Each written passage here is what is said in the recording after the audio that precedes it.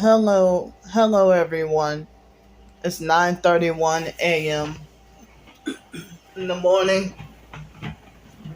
I'm back. So, I'm trying to update y'all on what the lady said this morning. So, I just got up and felt a little bit dizzy. Excuse me. So, I woke up about the earlier this morning and did a video. And after that, I waited around for a while. I waited around for a while to try to see about, force myself to stay awake to try to see about, what the lady might say about the housing situation. Hold on right quick.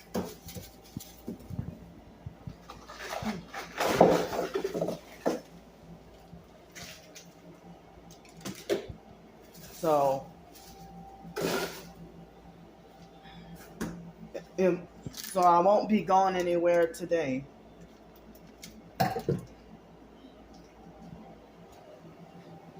So, like, well, excuse me, y'all. She seemed like a little bit mean, not that bad, but a tiny bit mean, when I talked to her last week. It was like very, very subtle. But overall, she seemed like she was nice, patient, caring, and understanding or whatever. The lady on the phone for the housing, excuse me. Sorry. Excuse me, I got everything going on. Sorry about that. So then, so I don't know why my anxiety is so high and why I'm so nervous right now. But anyway, so then after that, it's like this morning, I called her this morning and, reminded her of who I was. And so, like, she kind of got mad and sounded like a narcissistic abuser, but she didn't act like a perp at all. But she sounded like a narcissistic abuser. It sounded condescending when she raised her voice and said, "I told you I couldn't make," I think she was trying to say that she like, "I told you I couldn't." I don't remember exact word for word what she said, but she's like, "I told you I couldn't hold the place for you until everything was set in stone." Something along those lines. She said it like that, "I told you," yelling at me, But then I felt scared and nervous the whole rest of the phone conversation. So the information that she told me over the phone, because she told me, I know she did, I didn't know for how long, but she told me that she was going to try, but she couldn't hold the place for long, but she couldn't guarantee it. So, I told her that that I was homeless, that I'm in Texas. I told her about my homeless situation in Pensacola.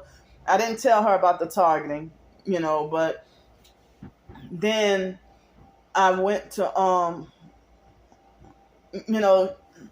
I told her that I was going to try to seek help, like try to raise funds online, and I'm sitting here thinking that if it's a cheaper opportunity, I would have thought people would have been, more susceptible to want to help. But, I didn't really get help until over the weekend. And so I called myself trying to still have some hope and stuff like that. So then, I mean, because excuse me. So it's like she.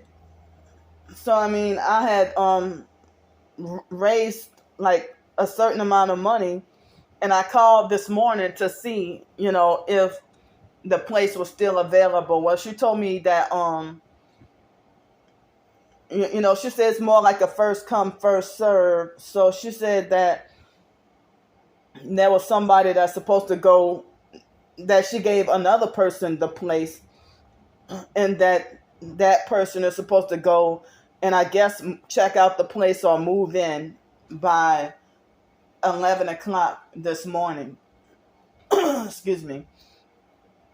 So she said it won't be next week, but she said it might be she said it might be like after September 1st, if any more openings could come up after September 1st. And so she basically said I have to be ready, financially and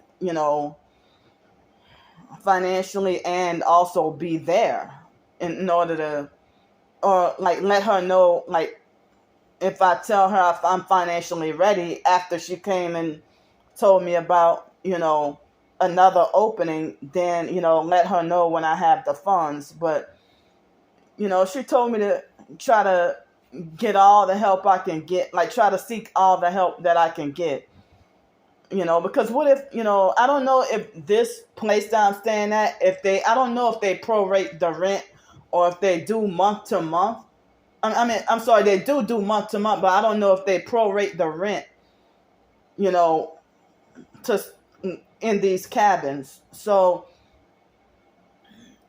the lady told me she basically kind of couldn't guarantee anything, but she told me, she advised me to continue to try to get as much help as I can get, because I didn't want to pay for a whole month next month for the stay here, and then can't get my money back, and then try to move over there, and then like paying rent in two different places, and then it costs so much more money to stay here, So, well, she said that the rent is $215, and well, last week she told me it was $215.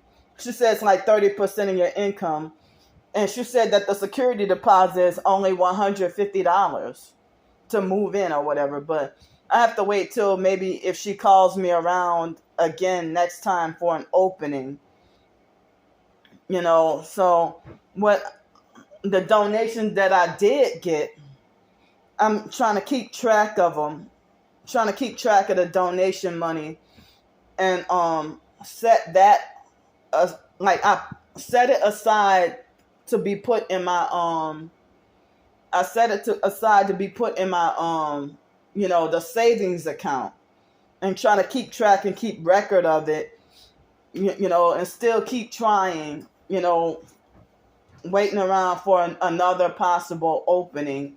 As I said, I can get my stuff out of the storage unit, excuse me, and it would be $126 less that I would have to pay. And then, and it would be like $215 rather than the $540 a month that I'm paying here.